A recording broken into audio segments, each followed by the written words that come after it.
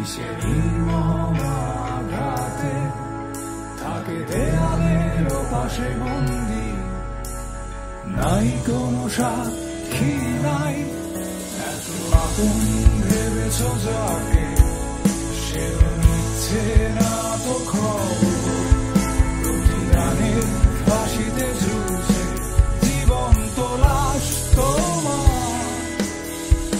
আজ নির্বাক তাকিয়ে তুমি, কবে আসবে চোখে ঘুম? তুমি ফিরে পেতে চাও না কিছু, জেগে থেকে লাভ কি আধারে অবহেলায় অবলীলায়।